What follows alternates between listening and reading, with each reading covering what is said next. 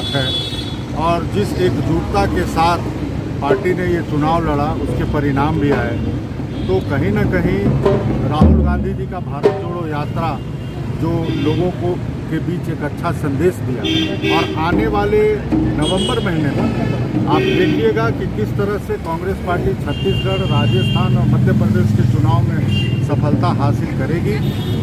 2024 के आम चुनाव के पहले ये एक सेमीफाइनल है और जिस तरह से काम चल रहे हैं, जिस तरह से देश के जनता को, लोगों को समझ में आ रहा है राहुल गांधी का संदेश और भाजपा का छल, प्रधानमंत्री की ये सीधे तौर पर हार है। अगर भारतीय जनता पार्टी हारती है तो वो दोष दूसरे पे दिया जाता है, लेकिन ये हार सीधे तौर पर प्रधानमंत्री नरेंद्र मोदी की है और 2024 में आप देखेंगे कि जनता के सहयोग से यहाँ पर फिर कांग्रेस की सरकार आएगी और देश की सेवा में लगेगी। ठीक, आइए भैया आप। भारत जोड़ो यात्रा ने जहाँ तमाम लोगों को जोड़ने का काम किया, क्या आप लोग भी एकजुट हो रहे हैं? कांग्रेस में जो अलगाव, निश्चित तौर पर कांग्रेस एकजुट है, कुछ एक व्यक्तियों के कारण इस प्रकार का दिखाई पड़ता है, वो भी बहुत जल्दी पड़ जाएगा कि कर्नाटक का चुनाव ये करता है, इंगित करता है कि भारत जोड़ो यात्रा में जिस प्रकार राहुल गांधी ने 22 असेंबली पढ़ा था और उस 22 में पूरी की पूरी कांग्रेस पार्टी जीती है। पिछले बार मात्र उस क्षेत्र में जहां 22 असेंबली था उसमें 3 कांग्रेस जीती, मगर पदयात्रा का ये परिणाम और एकजुटता का एक परिणाम हुआ कि कर्नाटक में सरकार बनी। एक और आप देखेंगे वहाँ 2 तरह का सर्वे हुआ था, एक केंद्रीय सरकार, केंद्र सरकार के खिलाफ पक्ष में और एक राज्य सरकार के, दोनों का जो विश्लेषण हुआ था उसमें सबसे महत्वपूर्ण वहाँ पे आया था महंगाई और बेरोजगारी।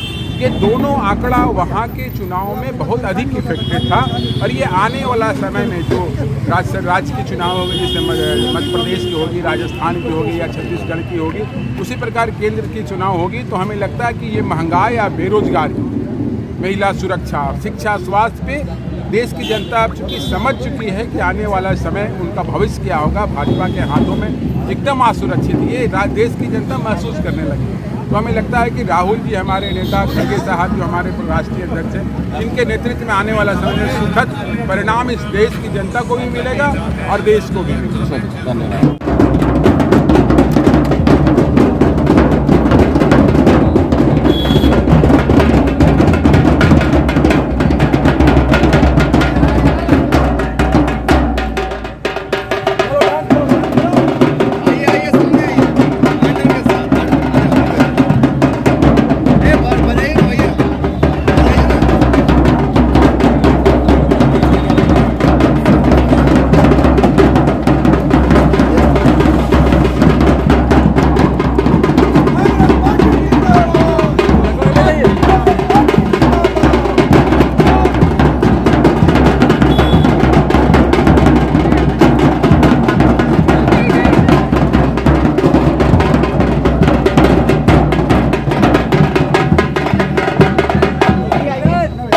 आइए बजाओ।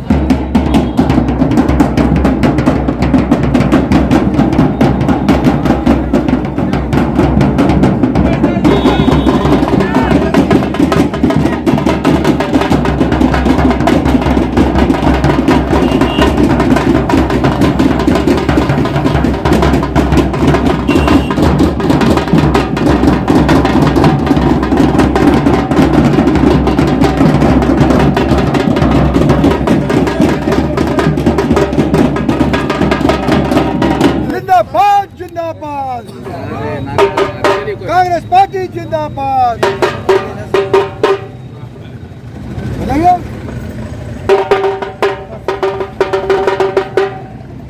आलोक जी, जीत का जश्न मनाया जा रहा है, लेकिन सवाल ये है कि कर्नाटक में जहां एकजुटता दिखी, आप लोग कब एकजुट होने वाले हैं? कब झारखंड का परिणाम भी उसी अकॉर्डिंग होगा? बिल्कुल सही कहा आपने।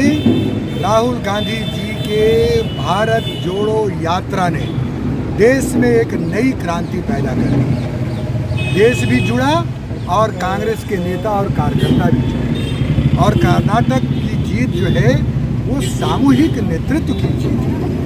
एक तरफ राष्ट्रीय अध्यक्ष मल्लिकार्जुन खड़गे, दूसरी तरफ महानायक राहुल गांधी जी फिर तेज तर्रार महासचिव प्रियंका गांधी जी कर्नाटक के तमाम बड़े नेता और कार्यकर्ताओं के साथ मिलकर ये चुनाव परिणाम है। जिस ओर आपका इशारा है, मैं मानता हूँ, हम सभी मानते हैं, जिसने 3 दशक से ऊपर कांग्रेस पार्टी के लिए अपना सब कुछ न्यौछावर कर दिया है।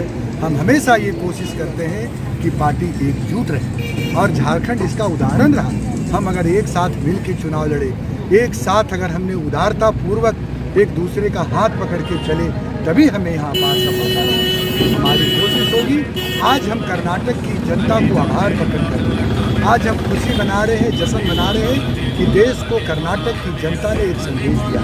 वह संदेश है कि भाईचारगी का, अमन का, महंगाई और बेरोजगारी से लड़ने का, भ्रष्टाचार और कमीशन खोरी के खिलाफ उठ खड़ा होने का, महंगाई को लेकर गृहिणियों के बुरे हाल का और बेहाल किसान के साथ एकजुटता की जो लौ जलाई है कर्नाटक ने, उसकी झलक पूरे देश को देखने को मिलेगा।